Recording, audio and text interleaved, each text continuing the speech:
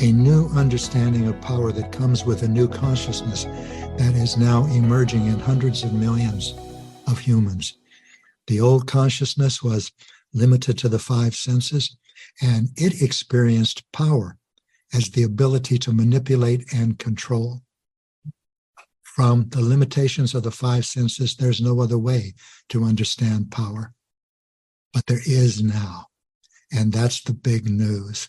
A transformation to human consciousness that is epic, unprecedented, happening very fast.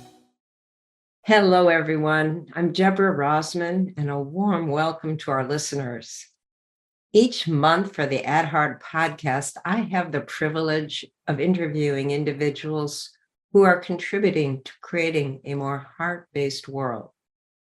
Gary Zukav, my guest, is one of those people, and I'm really excited, Gary, to have you with us to talk about authentic power in the heart.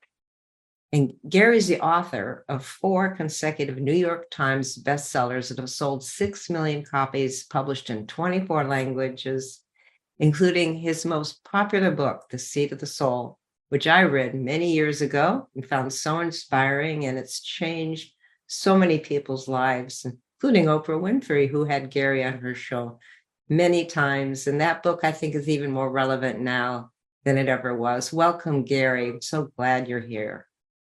Thank you, Debbie. What a lovely way to start our talk. Your book, Seat of the Soul, when I was looking at what to do for the introduction, and I went to the Amazon site, and it said it's been called an exploration of authentic power and an invitation to align the personality with the soul.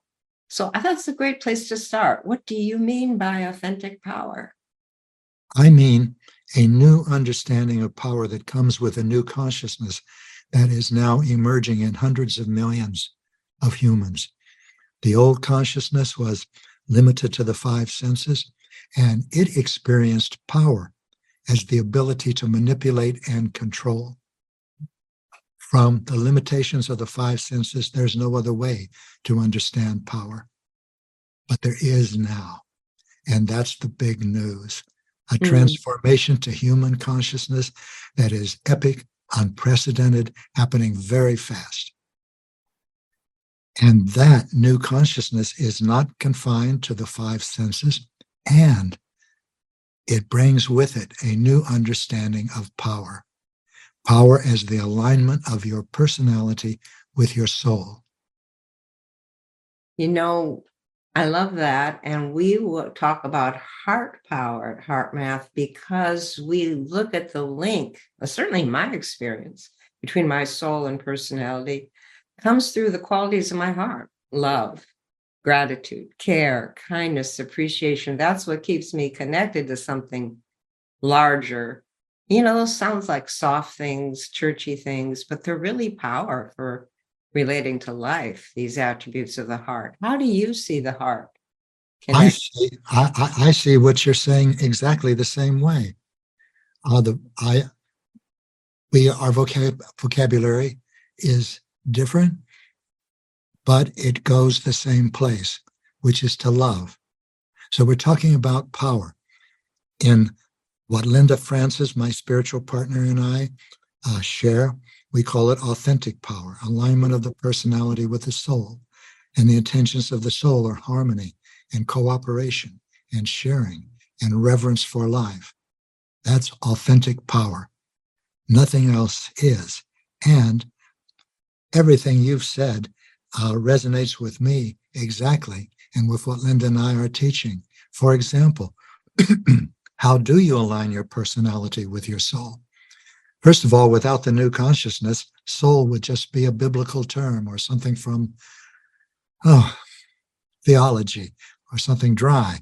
But to multisensory humans, it is who you are. It's your essence. It's your being.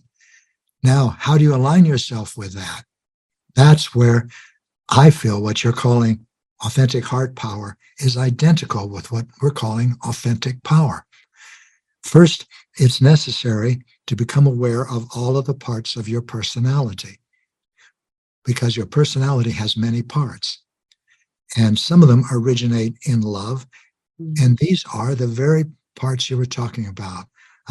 These are the parts that we experience as gratitude, appreciation, caring, patience, contentment, all of the universe. And some of the parts of everyone's personality originate in fear. And these are the parts that we experience as overwhelm, anxiety, jealousy, resentment, fear, every obsession, every compulsion, every addiction, every feeling of superiority or inferiority. And they all have some things in common. They hurt. They have physical painful sensations, or they are physical painful sensations in certain areas of your body, like your throat area, your chest area, and your solar plexus area. So to create authentic power requires distinguishing between these two types of inner dynamics, put it that way, so that you can recognize fear. Those are all of the things I've just mentioned, and distinguish it from love, which are all of the things that you mentioned too. Gratitude, appreciation, caring, contentment, patience. And then while you're experiencing a part of your personality that originates in fear, like jealousy, resentment, you go inside yourself. You use emotional awareness to look at the physical sensations, not I feel good, bad, heavy, light, but aching, throbbing, contracting, stinging, stabbing, burning.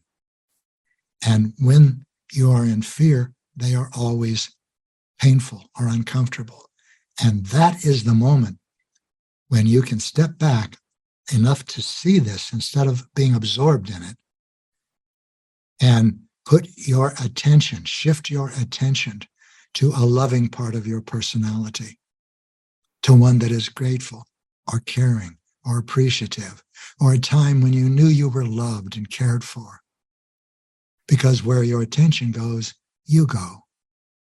And that is what we call challenging a frightened part of your personality and cultivating a loving part. And that is how an individual creates authentic power.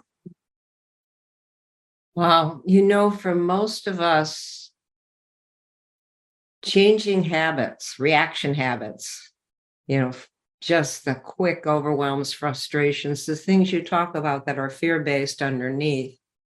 For most of us, that's a hard thing to do because the mind takes hold and it's so convinced of what it's perceiving. So, we all at HeartMath, we look at the research. How do you power up the physiology with heart-focused breathing? How do you help people pause, shift, step back so we can gain that objectivity? And all these are tools for what you call challenging those parts of the personality. How do you see that? I see it exactly the same way, Debbie. I have loved Heart Math, and Linda has loved Heart Math with me for 25 years, maybe more. And I see, from my limited perspective anyway, of the many programs and exercises that Heart Math offers, but I see them all as ways to challenge frightened parts of my personality and to give me a little distance so I'm not absorbed in them. And I don't think when I'm in a frightened part of my personality that that's the way the world is. Right. I can shift to another part of my personality. The Buddhists have this wonderful saying that always appealed to me until I really understood it. And it doesn't appeal to me. It's marvelous. They say the river of suffering is deep and wide. The turn of the head is the other side. And I feel that's what Linda and I help people to do, turn the head. And I feel that that's everything that Heart Math is dedicated to doing. And I love the fact that your vocabulary is different than ours. I love the fact that you can speak directly to people who feel comforted by the validation of an empirical investigation. And they can benefit from all that you are sharing, which from our perspective is challenging a frightened part of the personality, and from their perspective is activating the intelligence of the heart. Right. So they feel they can do that, and it's okay. It's not new age fluff. It's got to be real because you've got the evidence. But the important thing is they're doing it. Right. I think that is where we really connect in our mission. The important thing is helping people by whatever means to do that, because that isn't that the great heart awakening. You were talking earlier about this transformation that's happening with millions. How do you know that's happening, and how do you see this? Oh my goodness, you can see it everywhere, everywhere. When I wrote The Seat of the Soul, or co-wrote it with the universe, because I discovered in the writing of a book about physics before that it's not possible to write alone or to create alone, because it's impossible to be alone. I discovered non-physical reality. But and I'm not a channel. That is how I want to clarify that. It takes a lot of work for me to write a book, but I'm not alone in writing it. I have to work. And in that book was published in 1989. And at that time, all of these things seemed radical. They don't seem radical now. New males and new females are everywhere. People understand that they are responsible for their experiences, and they are responsible for what they create. And that is another way of looking at authentic power. You become the authority in your own life. And now, one generation later, because it's been about a generation later, there are millions of people who are young enough that they were born with the awareness with multisensory perception, with a new consciousness. So we help them see why the world that they inherited from a 5-sensory world is as it is, why it is dysfunctional, why it is dissolving, why it cannot be salvaged, and why it is being replaced by a new world of the heart, a world with the intentions of the soul, with the energy, with heart intelligence, so that they'll understand that. And for those of us that are old enough that we were born with 5-sensory perception, we can validate the new consciousness as it enters such people, because they might think, how can this be? Am I losing my mind? Am I grounded? How can I think that I know things about people that the 5 senses haven't told me?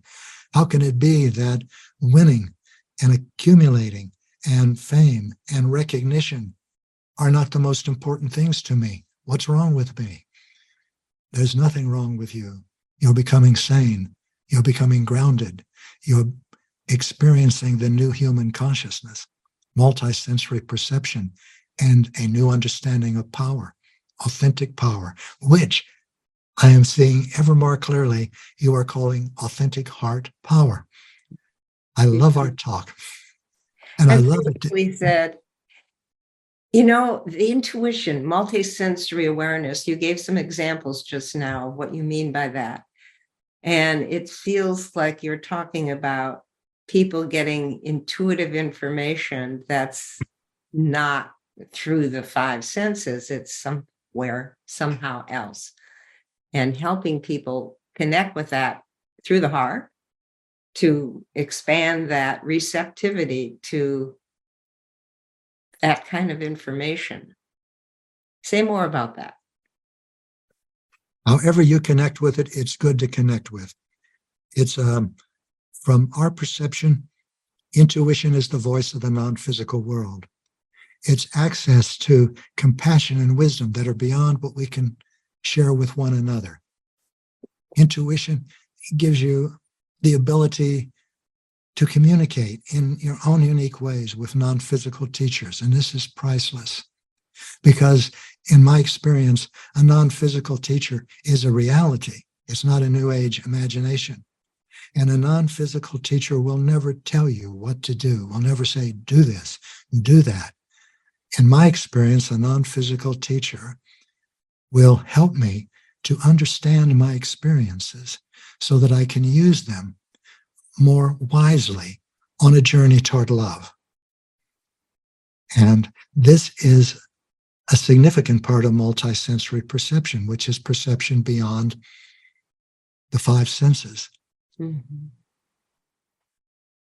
Lots to open up because of you said there's a heart awakening happening. Millions of people and children are sensing this, and they're seeing the contrast between, you look at the political divisiveness, you look at what's happening in the world, and you step back and you go, there's got to be something else, right? This is so bizarre from a larger perspective. And yet I believe it's motivating more people to wake up, saying that it's motivating more people to connect with the deeper heart and say, we have to become heart connected. We have to have more compassion and cooperation to have hope for solutions that can bring us together. What do you see in that? I see that exactly, except that instead of we, I would say I.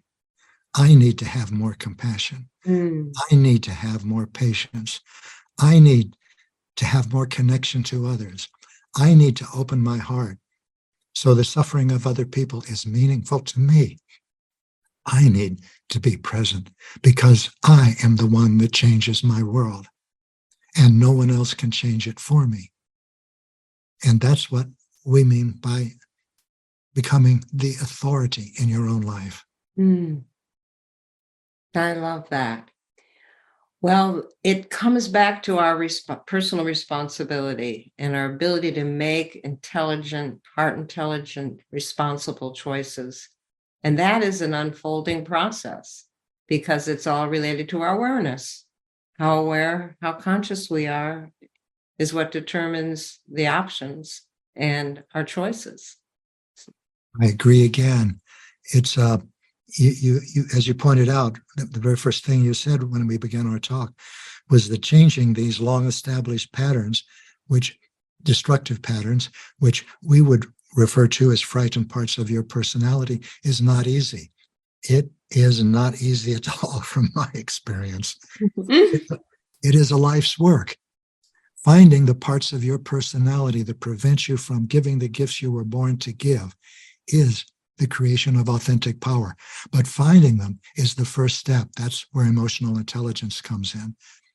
Then it requires your volition, your will to challenge those parts.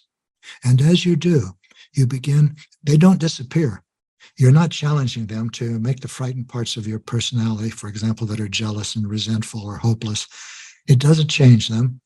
It doesn't make them go away. But you are challenging them in order to move beyond their control. So they no longer penetrate you as they did before. They no longer determine your thoughts. I mean, they no longer determine your actions and your words. You determine them, and you decide to speak from love, a loving part of your personality. And all of this is very difficult. That is the spiritual path.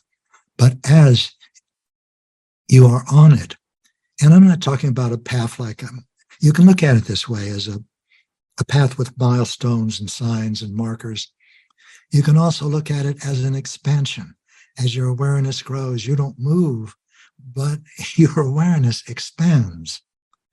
And no matter how you look at it, it is an increasing liberation or freedom from fear. The ability to create with love.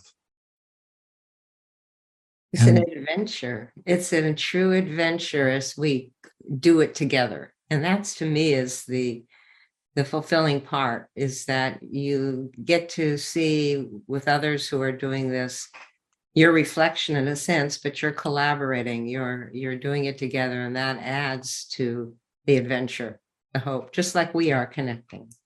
Exactly. Linda and I would call that spiritual partnership. Spiritual partnership for us is a partnership between equals for the purpose of spiritual growth.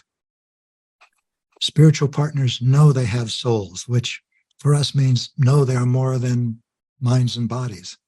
Mm-hmm. They know there's a reason for them being together, and that reason has to do with their souls.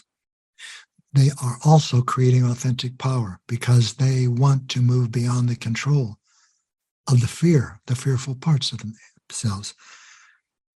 So their commitment is to help one another, to support one another. But they know they cannot do that for one another. They cannot create authentic power for another person, but they can support one another. And that support is invaluable. For example, if I say, I feel so overwhelmed today, a spiritual partner won't say, oh, I know what you mean. That happens to me now and then. That's a terrible experience, isn't it? Well, don't worry, because no, the spiritual partner will say, where are you feeling that? What are you feeling? What thoughts does that part of your personality think? What would you do and what would you experience if you weren't in this part of your personality? Things like that. Things that will help me orient myself instead of instead of losing myself in a frightened part that's jealous or resentful or insecure or overwhelmed. They help orient me and help me expand my awareness. And in fact, from our perspective, your interactions with other people are the substance of your spiritual growth. Mm-hmm. So not everyone is going to be your spiritual partner. You'll meet people who are insensitive, brutal in their behaviors, uncaring. That just means that they're in pain, the frightened parts of their personalities, and they haven't yet recognized that and started to move beyond it. Every interaction in your life offers you an opportunity to create authentic power, to look at what you're experiencing and choose to react as you have in the past from fear, or to respond with love. Now, the people that you are with who are doing the same thing, and they know they're doing the same thing, like the people that I believe we're talking to now, who are your audience for Heart Math and our audience for authentic power, their spiritual partnership becomes a wonderful support because, like you and I are supporting each other right now, we are, from our perspective, functioning as spiritual partners. And from yours, I would guess you would say something like, we are in the heart, the intelligence of the heart, and opening to it and using it, or something like that. Am I correct? Beautiful. We're heart connected. Heart connected, yes. Beautiful term. Let's do a heart connected meditation together now on our authentic heart power. Each one of us has that connection. And let's do that together so we can add to that energetic field for each other, that love field. So let's center in the heart. Let's breathe appreciation to increase our heart connection with ourselves and appreciate each other's heart connection. Let's focus in the heart. As you breathe in, feel that love and appreciation. And as you breathe out, just send that through your body to each other.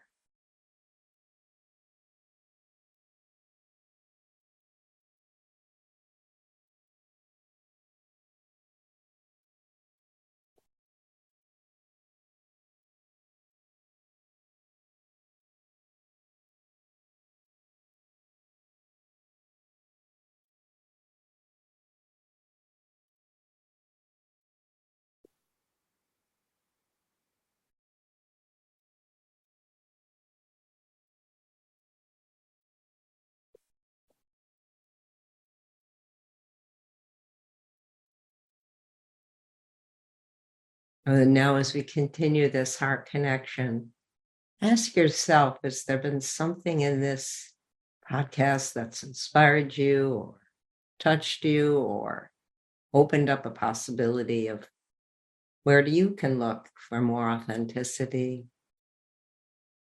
or more emotional awareness, or more next step clarity?